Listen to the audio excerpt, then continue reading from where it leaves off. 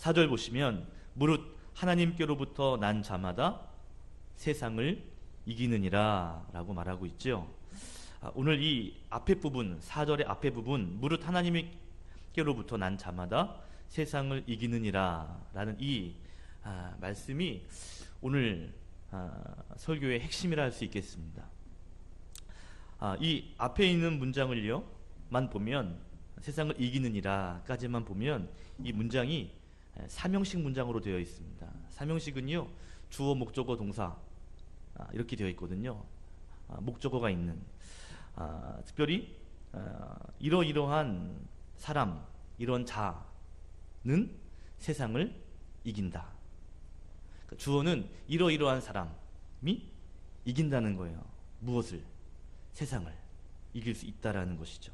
그래서 주어, 이러이러한 자가 누구냐면 바로 하나님께로부터 난 자, 하나님께로 난 사람이 세상을 이긴다는 것이죠. 오늘 제가 나누고 싶은 사람, 그러니까 하나님께로부터 난 자, 이런 자가, 이 사람이 세상을 이기게 되는데, 이 사람이 어떤 사람인지를 조금 더 구체적으로 저와 여러분이 나누기를 원하는 것이죠. 하나님으로부터 나는 자, 즉 세상을 이기는 자가 어떤 사람인가, 또 어떠한 신앙의 모습을 가지고 있는가. 먼저 우리가 이 어떠한 사람인가를, 주어를 우리가 발견하기 전에 목적어가 되는 이 세상, 우리가 이기게 되는 세상이 어떤 세상인지를 좀 알 필요가 있겠습니다.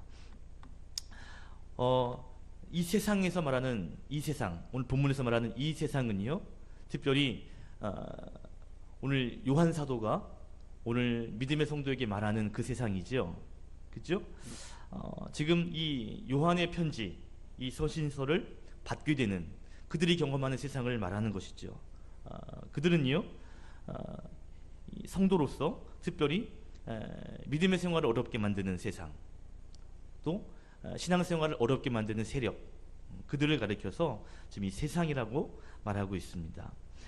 그 세력을 조금 더 구체적으로 설명해 보면, 율법을 강조하고 율법에 매여 있는, 그리고 오직 율법으로만 고집하는 율법주의, 즉 유대주의자들, 이러한 자들이 또한 성도의 길을 가로막는 세력일 수 있고요.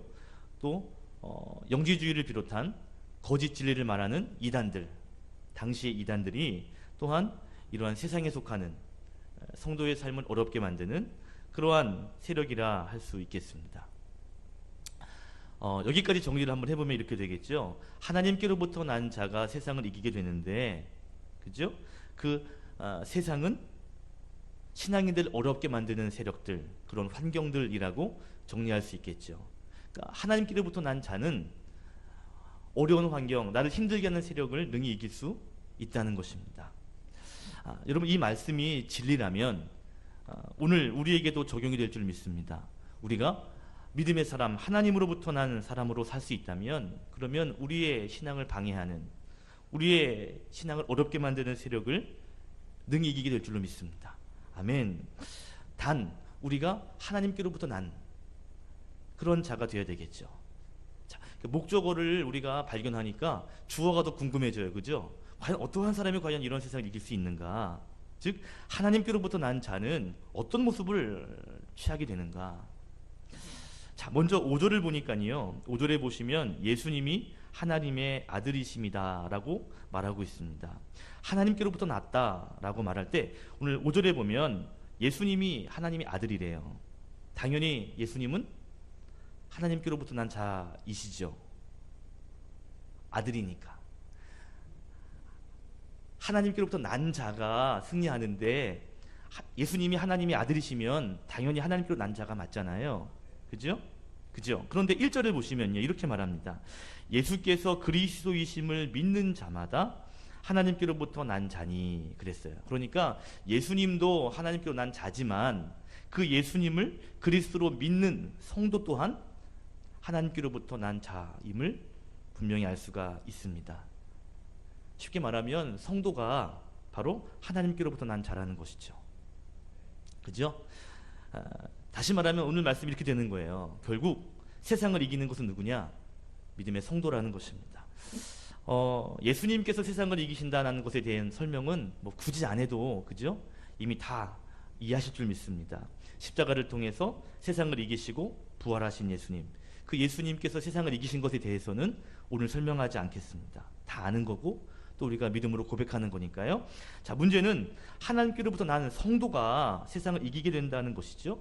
그 성도는 예수가 그리스도이심을 믿는 자, 그 성도가 바로 세상을 이길 수 있다는 거예요. 자, 나누고 싶은 것은요, 정말 성도라면 어떤 것이 성도인가, 또 어떠한 성도가 정말 세상을 이기는가, 오늘 성경에서는 무엇을 말하는가라는 거죠. 자, 첫 번째 성도는요, 바로 믿음의 성도가 세상을 이기는 것이죠. 한번 따라합시다. 믿음의 성도가 세상을 이깁니다. 여러분, 제가 4절을 읽을 테니까 여러분 5절을 읽어주세요. 자, 4절. 무릇 하나님께로부터 난 자마다 세상을 이기느니라. 세상을 이기는 승리는 이것이니 우리의 믿음이니라.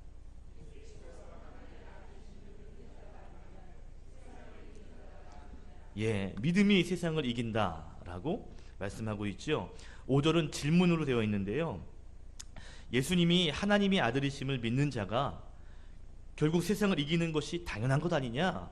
라고 질문하고 있는 거야. 이건 몰라서 묻는 질문이 아니죠. 그죠? 강조하기 위해서 묻는 거예요.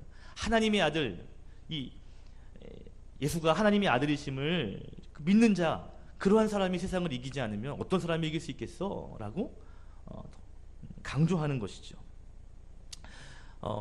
찬송가 357장, 우리가 설교 끝나고 이 찬양을 부를 건데요, 후렴에 이렇게 되어 있습니다. 주 예수를 믿는 힘으로 온 세상이 이기네. 믿음이 이기네. 믿음이 이기네. 주 예수를 믿음이 온 세상이 이기네. 주 예수를 믿는 힘으로, 주 예수를 진정으로 믿을 때, 그리고 그분이 나의 구주가 될 때 그 믿음이 결국 세상을 이기게 되는 것이죠. 여러분, 믿음의 성도가 결국 세상을 이기는 줄로 믿습니다. 아멘. 무엇을 이긴다고요? 믿음이요. 믿음 있는 성도가 세상을 이기는 것이죠. 예수를 믿는 힘, 그 힘이 결국 세상을 이기게 되는 것입니다.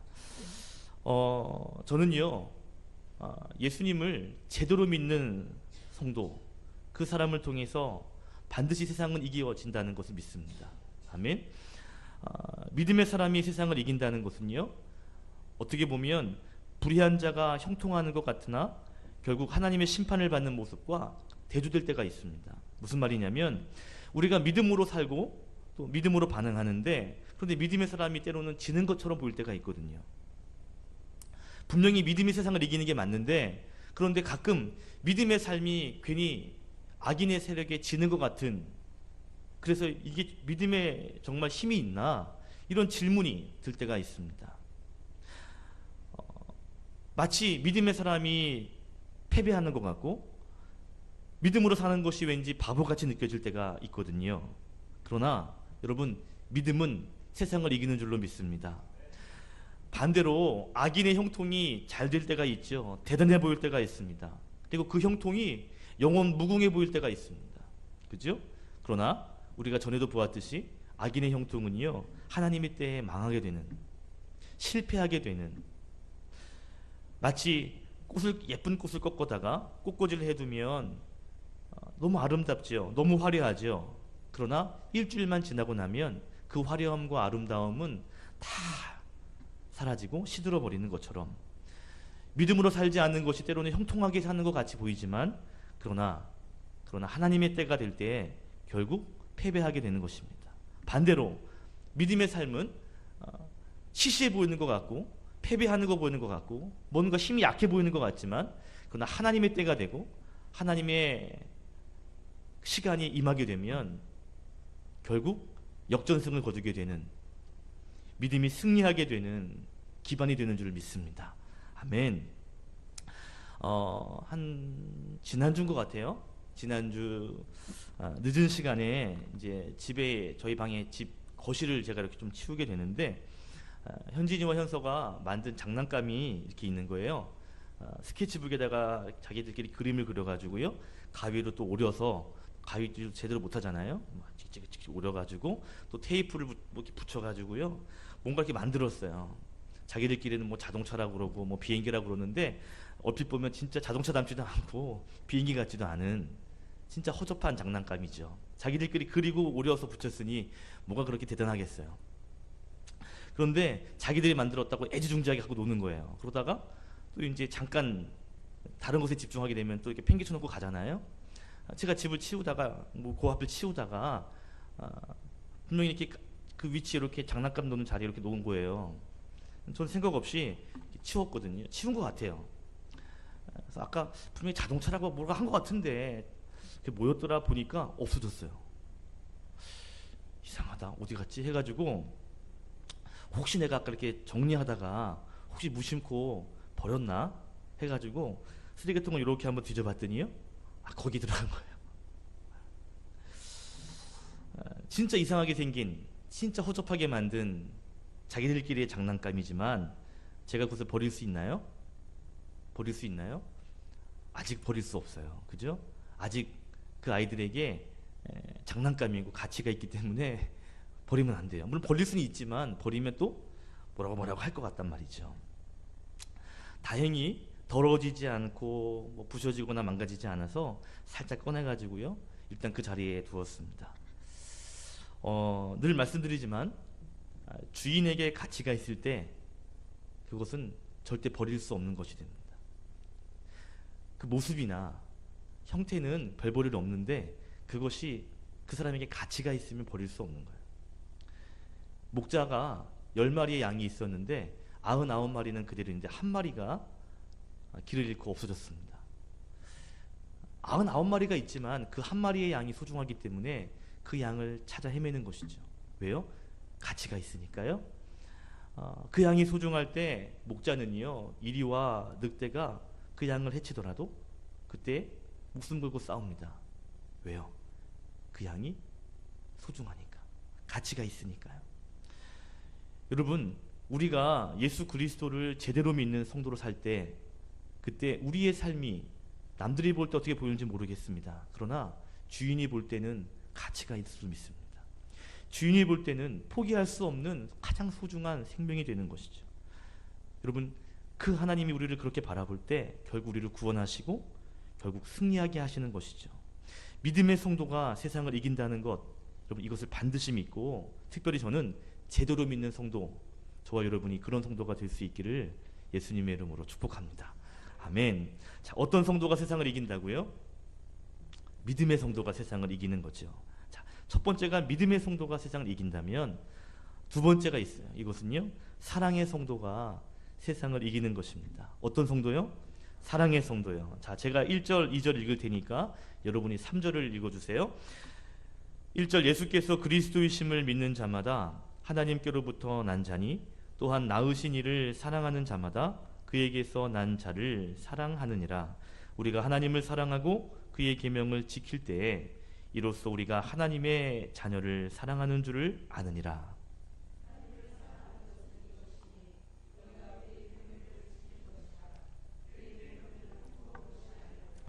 예, 1절, 2절, 3절에 계속 반복되는 단어가 있어요.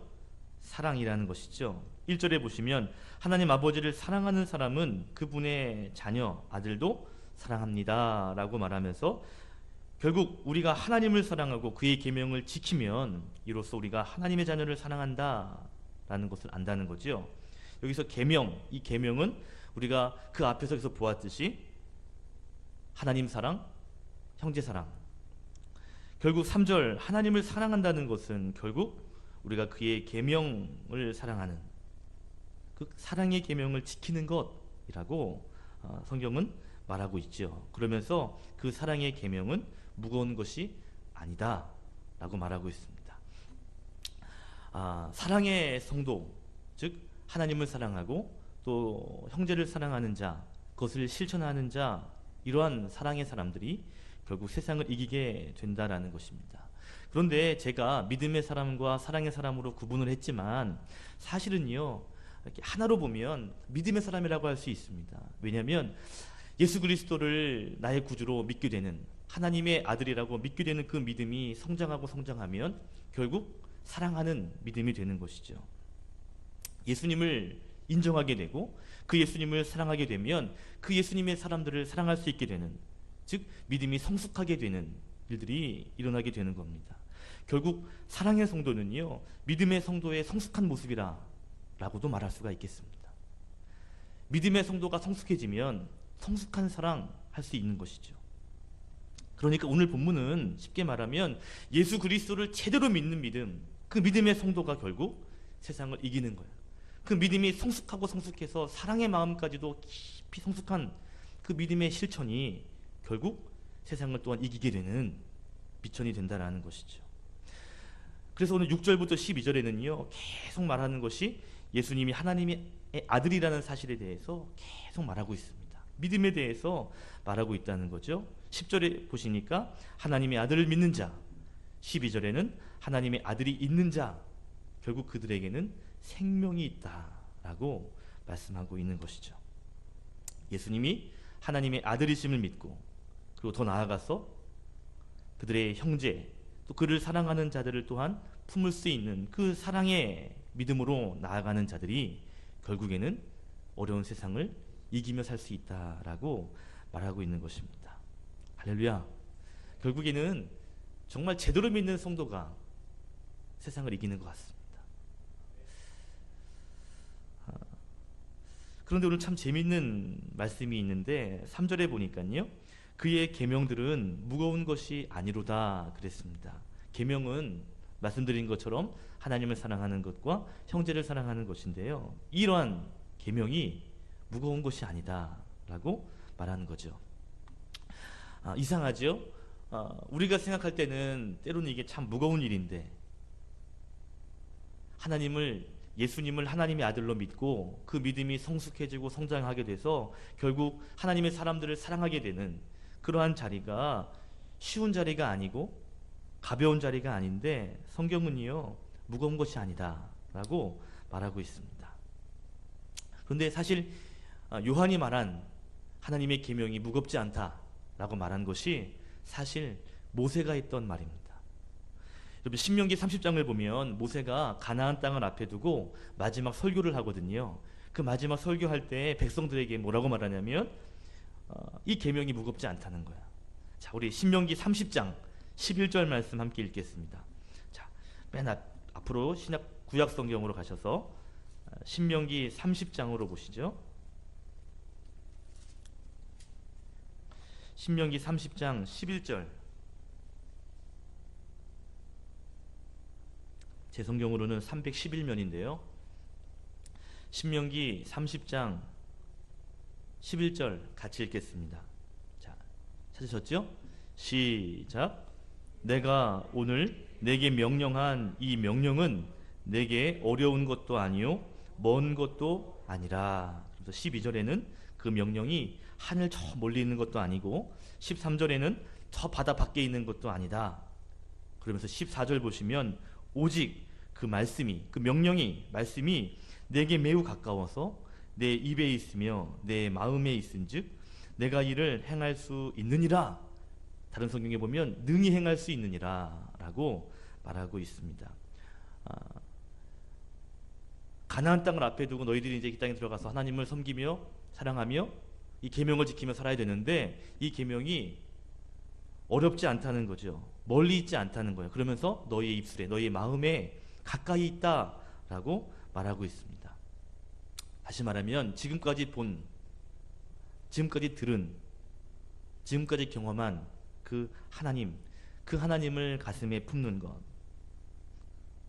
즉 마음 먹기에 너희들 달려있는 거다, 어렵지 않다라고 말하고 있다는 거죠. 자, 그러면서요 이 신명기 10장에 저 앞에 보시면요, 우리가 또 믿음의 백성들이 이 하나님의 명령이 쉬울 수 있는 비결을 이야기했어요. 자, 신명기 10장으로 좀 더 앞으로 가겠습니다. 자, 신명기 10장을 보십시오. 자, 10장 12절 13절이에요.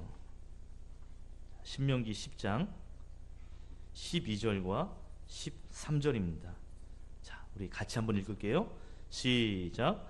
이스라엘아, 내 하나님 여호와께서 내게 요구하는 것이 무엇이냐? 곧 내 하나님 여호와를 경외하여 그의 모든 도를 행하고 그를 사랑하며 마음을 다하고 뜻을 다하여 내 하나님 여호와를 섬기고 내가 오늘 내 행복을 위하여 내게 명령하는 여호와의 명령과 규례를 지킬 것이 아니냐. 아멘. 하나님이 왜 이렇게 명령과 규례를 요구하시는 건가? 내 행복을 위하여 라고 말하는 거예요. 하나님의 행복이 아니라 너의 행복을 위하여, 너희들의 행복을 위하여 이 명령과 규례를 지켜야 할 것이 아니냐. 하나님이 요구하시는 것이 너희들의 행복을 위함이다 라고 오늘 하나님의 말씀을 받은 모세가 백성들에게 이야기하고 있다는 것입니다. 너희들이 이것을 지키면 복을 받을 텐데, 이미 하나님의 복이 예비되어 있는데 그 예비되어 있는 복, 그것들을 기억하면서 이 명령과 규례를 지키면, 마음으로 지키고 입술로 행하면 결국 그것도 다 너희 것이 될 것인데 너희들 이 명령 기쁨으로 지켜야 되지 않겠냐라고 이야기하는 거예요.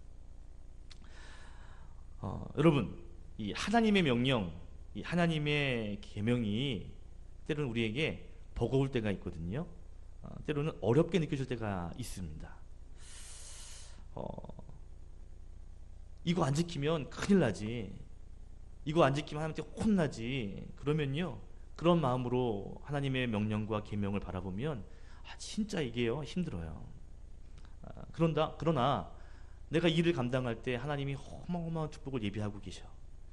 내가 일을 감당할 때 하나님이 우리를 복되게 하시고 오늘 말씀처럼 우리를 행복하게 하신다 라고 하는 것들을 인정하고 그것이 마음에 확신이 되면요, 조금 어렵긴 어렵지만 그 확신이 결국 해내게 만드는 것들을 보게 되는 것이죠. 어마어마한 하나님의 복이 있다라고 여겨지면요, 조금 그 일이 좀 쉬워질 수 있다는 거예요. 좀 이해가 되세요? 오늘 새벽에 느낀 건데요. 여러분, 새벽에 기도하는 일이 쉽나요, 어렵나요? 예? 새벽에 기도하는 일이 쉬워요, 어려워요? 그래서 말할 사람들은 몇 명 없는 것 같은데 어렵죠. 새벽에 일어나서 그래서 예배하고 또 정한 시간을 놓고 하나님께 기도한다는 게 이게 쉽지가 않습니다. 목사도 마찬가지죠. 목사도 이 새벽 예배를, 이 제단을 지킨다는 게 쉽지 않아요. 때로는 버겁기도 하고요. 그런데 오늘 새벽에 기도하는데요, 오늘 새벽에 기도는 쉽더라고요. 근데 이유가 있어요. 어제 화요일이죠. 어제 시찰 임원, 그러니까 우리 노회에서, 또 노회에서 여러 구역 시찰들이 나눠져 있거든요. 그 시찰의 임원들이 이제 한 교회를 찾아가서 방문해서 이제 격려해 주는 시간이 있었습니다. 병점에 있는 교회를 갔는데요. 그 교회가 건축하고 있다는 이야기를 듣고 이제 목사님들이 그래서 이제 격려해 주러, 힘들잖아요, 건축한다는 것이. 그래서 이제 어떻게 건축이 되고 있는지도 한번 지켜보고 또 어려운 부분이 있다면 또 기도해 주러 이제 갔습니다. 가서 이제 건축이 되어진 과정, 또 되어지면서 힘들었던 점들, 이런 것들을 좀 이야기하고, 또 그러면 이제 우리 한번 가보자. 거기서 거리가 멀지 않더라고요. 그래서 가보자. 그래가지고요, 갔어요. 그 건물, 땅을 사고 뭐 건물 지어진 배경에 대한 간증에 대한 이야기는 다음에 한번 드리기로 하고요. 일단 갔어요. 갔는데 평수가 쫙 있는데 대지가 500평인데요. 500평인데 건물을 짓는 게 한 건평이 뭐 몇 퍼센트 해가지고 한 260평, 70평 정도 된다고 들은 것 같아요. 작년 저에게 주신 우리 교회 이렇게 하려고 했던 게 몇 평이죠? 한 300평 되나요? 300평, 그 건평은 300평 되는 거죠? 바닥이 150평 정도 되는 건가요? 제가 얼핏 300평을 들은 거예요. 그래가지고 몇 평이냐고 그랬더니 한 500평에서 뭐 건평 250, 뭐 280, 뭐 이렇다는 거여서 그럼 우리가 만약에 장로님과 같이 얘기했던 교회를 만약에 지을 수 있다면 그러면 그 정도 뭐 비슷하겠네, 이런 마음을 가지고 거기 갔어요. 가가지고요, 아파트 단지에 끼고 있는 거 다 갔습니다.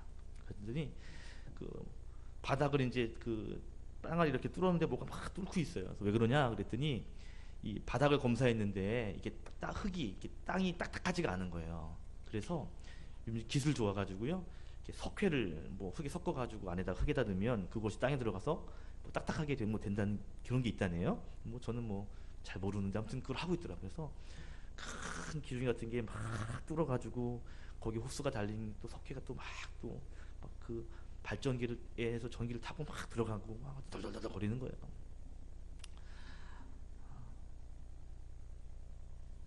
그런데 보니까요, 그 교회가 참 재밌는 게 그 앞에 상가에서 시작했대요. 이제 지금 교회는 한번 건축을 했는데 거기서 이렇게 지나가면서 목사님 여기 상가 3층에 있는 교회가 우리 교회였다고, 전에 교회였습니다. 여기에서 이제 한번 건축을 한 거예요. 그리고 두 번째 건축을 하는 거죠. 그런데 상가에서 했다고. 이렇게 보니까 정말 전에 사랑빛 교회보다 좀 큰 것 같아. 옛날 우리 팔동에 있는 교회보다 조금 큰 정도밖에 안 보여요. 그런데 그 교회에서 건축을 해서 조그만 건축을 하고 그걸 이제 팔고 이제 새로운 건축, 더 큰 건축으로 하게 된 것이죠. 저는 교회 건축에 대한 막 이렇게 미련이나 막 열심히 해야지 막 이 정도 마음은 없어요. 하면 좋죠. 그러나 무리하고 싶진 않아요. 그 보이는 건물보다는 우리 성전이 더, 우리의 성전이 더 잘 짓는 게 좋습니다. 믿어주세요. 그런데요, 어제 그 교회를 보고 이제 기도를 같이 하는데 제 마음이 뜨거워요. 그러면서 오다가 또 몇 교회를 봤는데 저기 교회는 하나님의 교회라는 거예요. 넘어갔다는 거예요. 그리고 이제 그 교회를 간 거예요.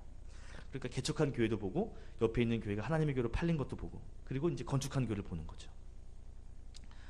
근데 제 마음에 기도를 해준 이런 마음이 들어요. 장로님께서 말씀하신 그 정도 평수가 이 정도 평수 좀 되겠네.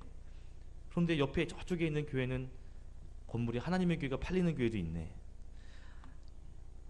그러면서 하나님이 기회를 주신다면 정말 우리 장로님이 주신 그 교회를 지을 수 있다면, 물론 다윗처럼 못 지어도 어쩔 수 없겠지만 지을 수 있는 것도 축복일 수 있겠다. 나만 저만 감동하고 있나요? 그런 마음이 드는 거예요. 저는 여기에 막 그렇게 그거 갖고 막 그러지 않아요. 장로님 이거 주셔도 이거 가지고 뭐 좋다 이러지 이러진 않거든요. 근데 어제 봤는데 마음이 좀 찌릿찌릿해요. 그러면서 하나님 기회를 주시면, 그리고 우리를 복 주시면 하나님의 교회로 팔려가는 것보다는 우리가 우리의 능력으로 하나님의 교회를 아름답게 짓는 것도 복이겠구나 라는 생각이 들었습니다. 그렇잖아요. 그죠?